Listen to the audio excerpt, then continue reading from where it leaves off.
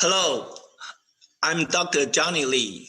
I'm a senior research scientist at Nestle Purina Pet Care Company. I hold a bachelor's degree in biochemistry from Xiamen University, China, a master's degree in computer science from Columbia University, and a PhD in molecular biology and genetics from the University of Texas at Austin. Prior to joining Nestle Purina, I completed a postdoctoral fellowship with Johnson & Johnson Pharmaceutical Research and Development. My research at Purina utilized translational approach to study common diseases in dogs and cats. Today, I'm happy to join with my colleagues, Dr. Dorothy Laflamme, to share our research findings in canine heart health. Hello, I'm Dottie Laflamme. I'm a veterinary nutritionist. My training, both my master's, my PhD, my DVM, all came from the University of Georgia. And then I spent 25 years in the R&D department at Purina before I retired about 5 years ago. I've had the pleasure since then to continue on as a consultant, working with Johnny Lee and others, continuing to do some research collaboration as well as communications. And today, the two of us want to share with you some new knowledge about the dietary management of dogs with heart disease. Our talk today is a little bit about the current guidelines on canine heart disease. And then Johnny's going to talk about systems biology and how that set us on a new track for understanding heart disease and the dietary management of it. Then we're going to talk about a specific blend of nutrients that we developed and tested, and Johnny will share with you the results of some of his actual research in dogs with mitral valve disease. And we'll close by bringing it together for tying together the dietary management for dogs with both early and late stage heart disease. When we think about dogs with heart disease, we know that it is a fairly common condition, especially in older animals, affecting between 10 and 15% of canine patients. The actual prevalence is probably even higher than that, as we know that mitral valve disease accounts for about 75% of cases of heart disease and up to 90% in certain breeds. And mitral valve disease appears to be underdiagnosed. One recent study identified that 27%, almost 28% of medium age older dogs had asymptomatic valve disease that was not diagnosed as heart disease. So it probably is even more common than we think it is. Now, the American College of Veterinary Internal Medicine established a consensus panel that created guidelines for diagnosis and care for dogs with various stages of heart disease, starting with stage A, which is the dog that is at risk for developing heart disease, but actually has no evidence of that disease at that point. And that progresses through stage B1 and B2, which are preclinical. The dogs are starting to have changes, but they are not showing evidence of heart failure. And then stage C and certainly stage D, which is advanced and end stage heart failure. Not only the diagnostic procedures, the medical procedures are put together by this consensus committee, but they also have made some recommendations for dietary management. According to the ACVIM guidelines, dogs in stage B2 should have mild sodium restriction, and their diet has to be monitored to provide adequate calorie and protein intake, which might require a highly palatable diet. As they progress to stage C and then on to D, the degree of sodium restriction, according to these guidelines, needs to be somewhat more, so modest sodium restriction, maintaining adequate protein and calorie intake to reduce the likelihood for cachexia. Omega-3 fatty acids are also recommended in part for the same reason, because it seems to be beneficial in addressing cachexia as well as providing an anti-inflammatory benefit. And the diet should be monitored for excesses or deficiencies. So those are the guidelines according to ACVIM. But the research that Dr. Johnny Lee is going to share with you shows that our evidence suggests that the right nutrition fed earlier can actually slow the progression from an early stage of heart disease. Johnny, would you introduce? Let's look at the systems biology. Genetic information flows from DNA to RNA to protein. What has been added to this picture in the past decades is metabolites. Metabolite refers to small molecules, including lipids, amino acids, carbohydrates, vitamins, and cofactors. All the metabolites in living organisms are collectively known as metabolome. The DNA provides genetic blueprints, but it is the metabolites that determines our phenotype. In this presentation, we are going to look at the transcriptomics and metabolomics data from dogs. We collaborated with Professor Lisa Freeman and Professor John Rush at Tufts University in this multi-omics systems biology study. We compared serum metabolomics and cardiac tissue transcriptomics between healthy dogs and dogs with early stage mitral valve disease. The study was published in 2015 in Omics. Serum metabolomics identified 41 known and 13 unknown metabolites that were significantly different between healthy dogs and dogs with early stage mitral valve disease. And cardiac tissue transcriptomics identified over 1,000 differentially expressed transcript or genes. The key findings, the key difference represent change in energy metabolisms, antioxidant functions, nitric oxide signaling, and extracellular matrix homeostasis. Let me just recap the multi-omics study.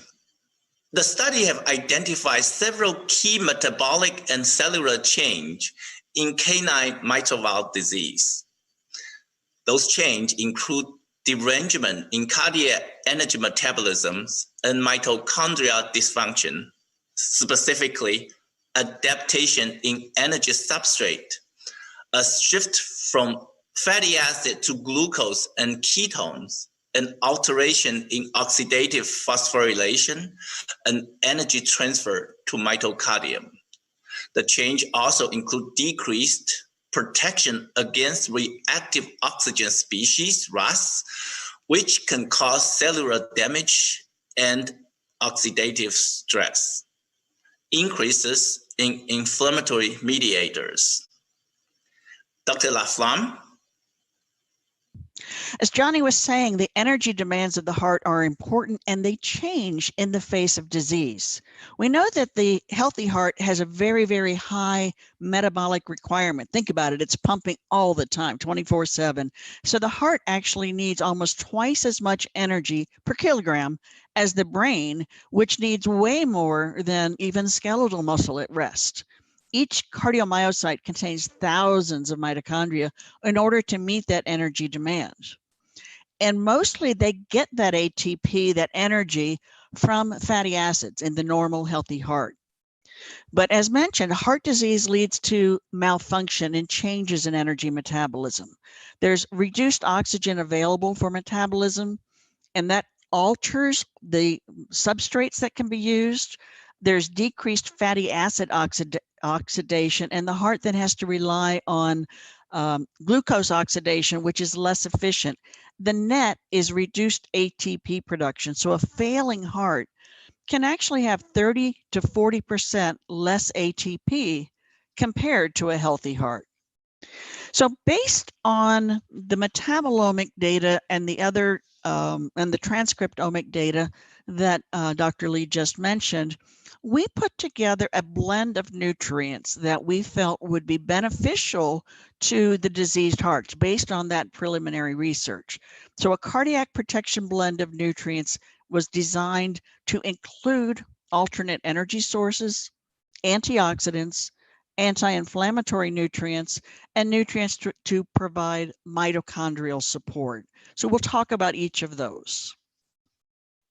First, the alternative energy source. Since the heart can't efficiently metabolize the long chain fatty acids in the disease state, it can actually metabolize medium chain fatty acids as well as ketones.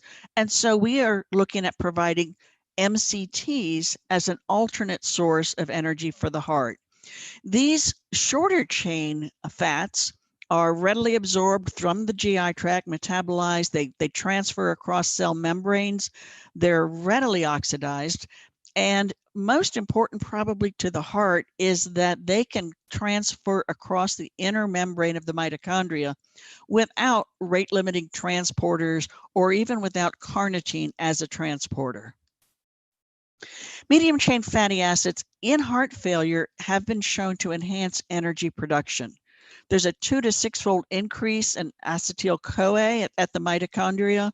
There's increased mitochondrial beta oxidation of fatty acids, decreased free radical production, so less oxidative stress compared to metabolism of long chain fatty acids. Most important, there's an increase in the ATP to ADP ratio, meaning there is more energy available. And it results also in increased contractile function in a hypertrophic cardiac disease model. In addition, MC fatty acids, medium chain fatty acids, are also a source of ketones that can also be used by the heart. In healthy hearts, medium chain fatty acids and ketones are used based on concentration. So the more there is, the more they use.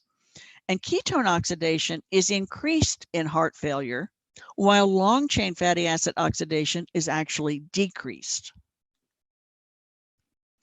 The next nutrient of interest is the omega-3 fatty acids, specifically the very long chain eicosapentaenoic acid or EPA and docosahexaenoic acid or DHA, because these are recognized as anti-inflammatory. Numerous studies in multiple species have identified benefits from the omega-3s in heart failure, with benefits in terms of reduction in the pro-inflammatory prostaglandins and thromboxanes and interleukins, reduction in the inflammatory cytokines, specifically TNF alpha and interleukin 1, also a reduction in thrombosis, reduction in blood pressure, arrhythmias, and reduced risk for cachexia. Magnesium is a key mineral that probably doesn't get enough attention. It's involved in hundreds of different metabolites throughout the body, but it's critical to normal functioning of the heart and muscle. Some of the benefits that it provides includes control of blood pressure and vasodilation, antiarrhythmic properties, decreased free radical production and therefore decreased oxidative damage, decrease in inflammatory mediators, and overall enhanced mitochondrial function. Another part of our protective blend is carnitine or its precursors, lysine and methionine. Now, we specifically use the precursors in our study. Carnitine is a peptide derivative that is produced in the body from lysine and methionine, or it can be provided intact in the diet. Carnitine is important because it serves, amongst other things, it serves to transfer as a co-transporter to transfer fatty acids across the inner mitochondrial membrane, which is necessary for those fatty acids to be metabolized to produce ATP. And since the heart is dependent on fatty acids, it's also dependent on carnitine. Now, the other thing that from the data in Johnny's study, we identified that in dogs with preclinical mitral valve disease, they actually show a decrease in serum methionine. So having a source of methionine can help address that reduction, as well as be a source for carnitine, as well as be a source for taurine, which we'll talk about here in just a moment. But the other category of nutrients for the cardiac protection blend are antioxidants. As was already mentioned, there is increased oxidative stress, in part due to altered metabolism, in part due to mitochondrial dysfunction, creating more free radicals. And so our blend included vitamin E as an antioxidant, as well as taurine, which serves as an antioxidant. Taurine also provides mitochondrial support function and helps to reduce free radical production. It also aids in cardiac contractile function and osmoregulation. And as everybody knows, it's absolutely important to have adequate taurine for a healthy heart. I'm going to now turn this back over to Johnny to talk about his research. Cardiac protection blend CPB includes several key nutrients: medium chain triglyceride, fish oil, magnesium, carnitine precursors, and several amino acids. The team tested the efficacy of CPB in dogs with early stage mitral valve disease.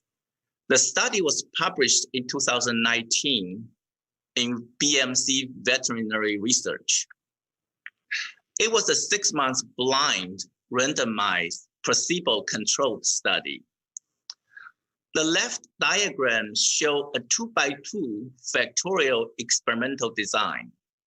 We had 19 dogs with early stage mitral valve disease and 17 breed, age, sex-matched healthy dog with no cardiac disease. Dogs in each health group were randomly divided into 2 subgroups. One group was fed with the control diet. The other groups was supplemented with CPB. Dogs were fed with their assigned diet for 6 months, and a board-certified veterinary cardiologist performed echocardiography at the baseline, 3 months, and 6 months. The cardiologist was blinded to diet treatment.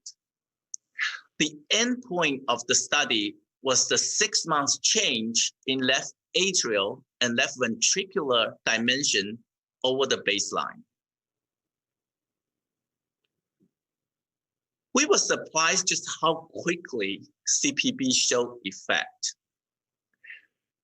On the upper panel is the LAD, left atrial diameter, and the lower panel is LAAO ratio, left atrial to aortic root diameter ratio.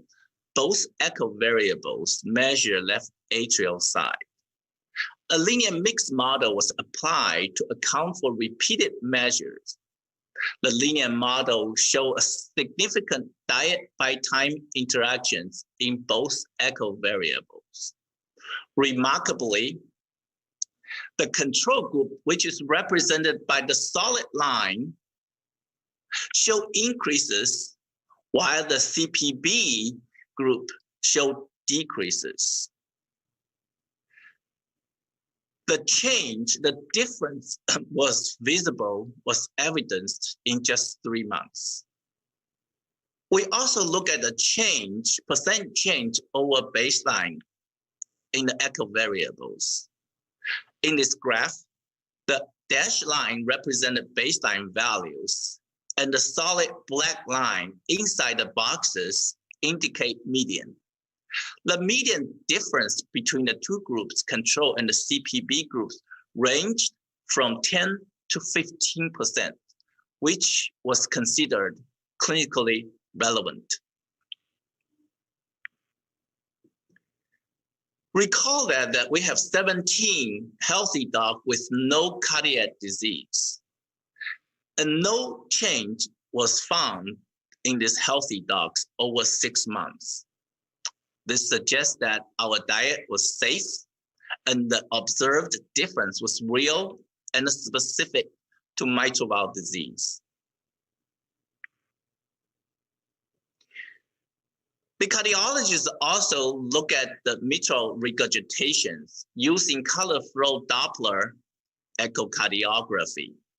The severity of mitral regurgitation was measured as the maximum ratio of the regurgitant jet to the left atrial area and was graded as non-trace, mild, moderate, and severe, 4 categories.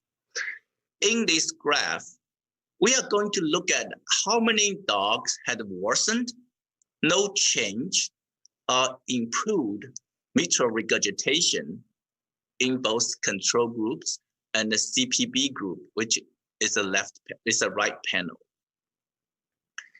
So in the control groups, the 25% of dogs had worsened mitral regurgitation and 75% of dogs showed no change, but no dog improved. On the other hand, in the CPB groups, only 10% of dogs had worsened mitral regurgitation and 60% showed no change, but 30% of dogs showed improved mitral regurgitation. The difference between these groups are statistically significant. Over the 6-month study, some dogs progressed from the stage B1 mitral valve disease to stage B2, but no dog advanced to stage C of congestive heart failure.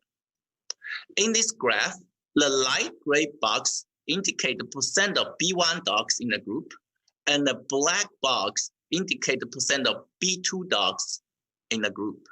So left is the control groups, right is the CPB groups.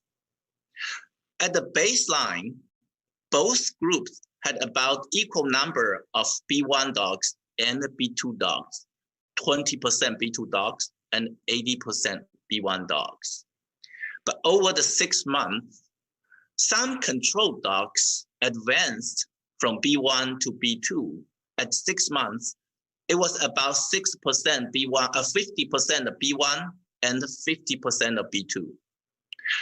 But no dog had advanced in the CPB supplemented group.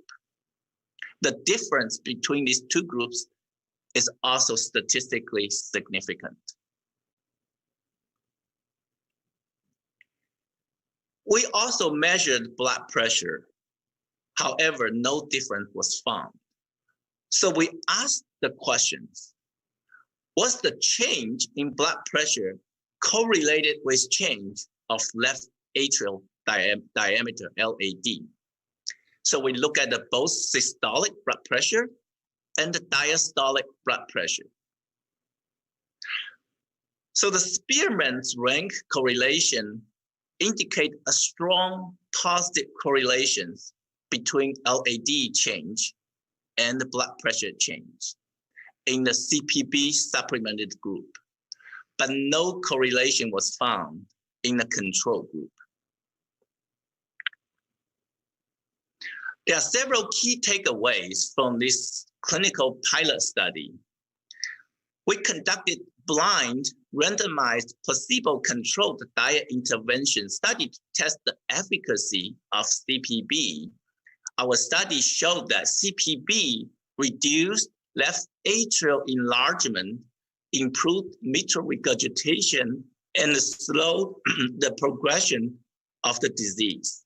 However, no change was found in healthy dogs. The study also showed that the change in LAD was positively correlated with change in blood pressure.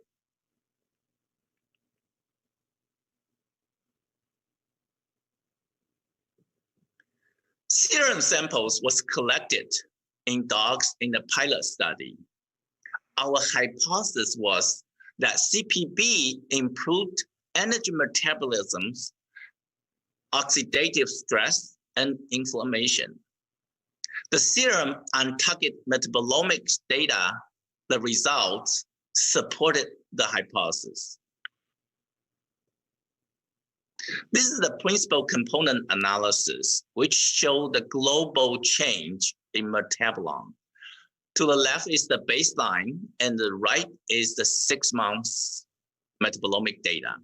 The blue square indicate the control samples, the control dogs, and the orange square indicate the CPB dogs. At the baseline, the two groups are mostly overlapping, no difference in the metabolomic profile. However, after 6 months intervention, the two groups are completely separated, suggesting CPB has made some fundamental change in the metabolome. One can also project those samples to the x-axis in this PCA plot, which is also the first principal components. So that is the box plot on the bottoms. At the 6 months, the box plot showed that the two groups are significantly separated and the difference was statistically significant. We also look at the fold change in polyunsaturated fatty acids. The first 3 polyunsaturated fatty acids in red are omega-3 fatty acids, and the next 3 in green are the omega-6 fatty acids, and the last one in gold is the omega-9. The 3 omega-3 fatty acids had increased level compared with the control, which has little or no change. While to the contrary, omega-6 and omega-9 fatty acid had decreases compared to the control dogs. We know that omega-3 confers protective effect, while omega-6 and 9 promotes inflammations. Increased omega-6 to omega-3 fatty acid ratio has been associated with many diseases, including cardiovascular disease. Our data suggests that CPB confers protection against inflammation. CPB also contains 5% MCT. As a result, both CA and C10 medium chain fatty acids were significantly increased compared with the healthy control. As Dr. Laflamme explained, medium chain fatty acids promote fatty acid oxidation, ketolysis, and also provide fast energy, yet reducing oxidative stress. Arginine level is equal in both diets. It was about 1.5% in dry weight in both diets. However, both arginine and citrulline level are significantly increased in the CPB group compared with little or no change in the control group. Arginine is the natural substrate of an important enzyme called nitric oxide synthesis, NOS. NOS produce nitric oxide and release citrulline, and citrulline can be recycled back to arginine. Nitric oxide is an important vasodilator with many cardiovascular benefits. Nitric oxide is also an important signaling molecule. Isocarnitines are intermediates of fatty acid oxidation. Accumulation of isocarnitines in circulation signified incomplete fatty acid oxidation and has been used as diagnostic markers for disorders in mitochondrial oxidations. A recent study has shown that 22 short chain and long chain isocarnitines were increased in proportion to the severity of mitral valve disease in dogs. 3 isocarnitines, C18, C6, and C17, were significantly reduced in dogs fed with the CPB compared with the control-fed dogs, suggesting improved fatty acid oxidation. Deoxycarnitine. Deoxycarnitine is the immediate precursor for carnitine biosynthesis. The heart tissue cannot synthesize carnitine, but it can synthesize deoxycarnitine. L-carnitine is synthesized in liver, in brain, and in human kidneys. The heart can use its deoxycarnitine to exchange for L-carnitine in bloodstreams. In dogs with mitral valve disease, perhaps the heart's ability to synthesize deoxycarnitine is compromised. So the increased circulating level of deoxycarnitine associated with CPB may indicate a pathway for the heart to increase its carnitine supplies and to promote fatty acid oxidation.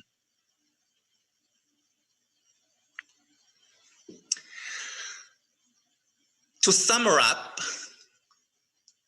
I have presented a multi-omic study which identifies several key nutrition targets in mitral valve disease: energy metabolisms, inflammations, and oxidative stress.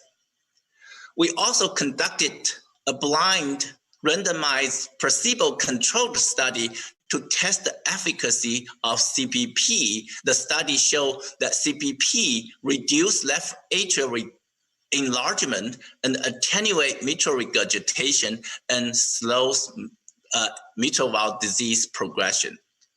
The serum metabolomic study supported our hypothesis that CPB improves energy metabolisms and confers protective effect on inflammation and reactive oxygen species. And CPB also increases arginine and citrulline level, which may also potentially increase nitric oxide productions with many cardiovascular benefits. Now I will hand it to Dr. Laflamme. So based on what we've just seen and what the ACVN has previously said, we want to ask the question, when do you actually start dietary management in heart disease for dogs? Well, according to the ACVIM guidelines, you want to start sodium restriction at stage B2. But according to what Dr. Lee has just presented, it seems to be important to actually start feeding dogs for heart health much earlier at the stage of B1, using a cardiac protection blend of nutrients, which includes an alternative source of energy in the form of medium chain triglycerides, the omega-3 fatty acids from fish oil, carnitine precursors, as well as magnesium, taurine, and antioxidants. But when you, as a veterinarian, see a dog with heart disease, you may not see it at the stage of B1. You may see it later on. So let's bring it all together and talk about the importance of nutrients in congestive heart failure or myocardial disease. So we know that based on the studies that we've shared, as well as others, we know that nutrients that are important for dogs with mitral valve disease include those energy sources, long chain fatty acids as an energy source, an alternative energy source, omega-3 fatty acids, antioxidants, magnesium, carnitine, and precursors. These nutrients all are also important in more advanced heart failure because it helps to maintain heart function as long as possible. So all of those are important in advanced heart failure. But what about others? What about potassium? What about sodium? What about calories and protein? We'll take just a few minutes to talk about those additional nutrients now. The ACVIM suggests sodium restriction is important. Why? Well, sodium is the primary osmotic agent in extracellular fluid, so it drives blood volume, which also influences blood pressure. We know that sodium and water balance are maintained carefully through renal excretion controlled by the renin-angiotensin-aldosterone system, or the RAS. As the heart fails, systemic blood pressure drops, and the body attempts to increase this by retaining sodium and retaining water, again, by the RAS. But the result of this is often overshooting compensation, and that results in fluid overload and edema, resulting in congestive heart failure. Medically, the treatment for fluid overload includes diuretics to include excretion of sodium, as well as ACE inhibitors to block activation of the RAS system, as well as a low sodium diet. Studies in dogs with heart disease have shown that a low sodium diet actually did reduce the size of the heart in dogs with heart failure, but very low sodium actually induced electrolyte abnormalities. Low sodium triggers the RAS system. That's the normal physiologic response as it tries to retain sodium. There's problems with that. The prolonged stimulation of the RAS system actually promotes inflammation. It increases oxidative stress. It can cause renal damage as well as vascular damage. So in dogs with heart disease, while low sodium may have decreased heart size, it also upregulated the RAS system earlier and more severely compared to dogs fed with normal or even high sodium diets. And multiple studies in humans suggest excessive restriction of sodium increases mortality in heart failure. So what is too low and what is okay? Unfortunately, there's been no controlled studies to identify optimum levels, but there are studies that have identified what is too low. In the neighborhood of 13 to 27 milligrams per 100 kcals, or 0.05 to 0.1% sodium on a dry matter basis, was associated with adverse effects in dogs with heart failure. Early activation of the RAS system, worse clinical scores, and increases in oxidative stress, electrolyte abnormalities, and decompensation and azotemia when used with diuretics or ACE inhibitors. However, in multiple studies, an amount of sodium restriction was identified that is in the neighborhood of 40 to 70 milligrams per 100 kcal, which is about 0.2 to 0.25% sodium on a dry matter basis. And at this level of sodium, there were no adverse effects in dogs when used in conjunction with diuretics or ACE inhibitors. So this seems to be a safe level. Now, putting that into perspective for diets on the market, traditionally, diets for advanced heart failure are in the neighborhood of 13 to 27 milligrams, the too low. So those low sodium cardiac diets actually can be detrimental, whereas the level of sodium in typical kidney diets and properly formulated heart diets are going to be in the neighborhood of 40 to 70 milligrams per 100 kcal, which is where you'd want to be if you want moderate sodium restriction. Calorie and protein intake in cardiac disease is particularly important if we want to stave off cachexia as long as possible. So management of these dogs requires adequate intake of protein and calories. But I want to point out that most dogs with heart disease are older dogs. And so they need protein at least as much as a healthy older dog does. And evidence suggests that the minimum requirement as established by AFCO or FEDIAF may not be adequate for senior dogs. Senior dogs should get at least 25% of calories from good quality protein. And so that guideline also applies to dogs with heart disease. You don't want to restrict protein in these dogs. You also want to make sure that they're eating. Dogs that do have more advanced heart failure may become anorectic either because of the disease or because of medications. And so palatability is going to be very important in these dogs. Highly palatable foods, perhaps small frequent meals. If you're feeding a wet diet, maybe warming that would help, or pouring warm water on a dry diet would help.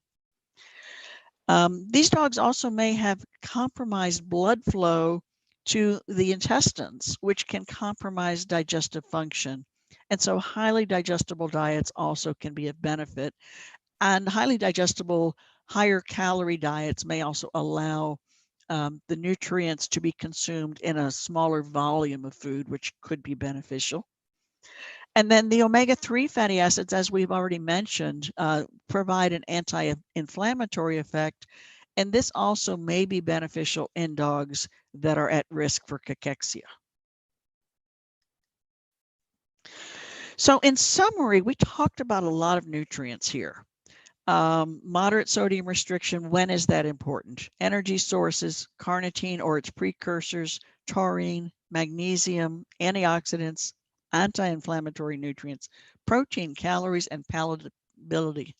So what this table is showing us is, when is it important? Congestive heart failure or early stage mitral valve disease, B1, B2. Sodium restriction is not important if it's for the early stage of heart failure, but may be more important as the condition progresses. But as long as it's not excessive restriction of sodium, it's perfectly okay early on.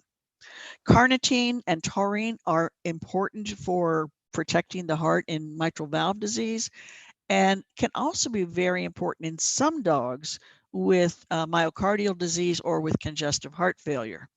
So I want to look at it from the point of view of the nutrients that have been tested in the research that Dr. Lee presented to you.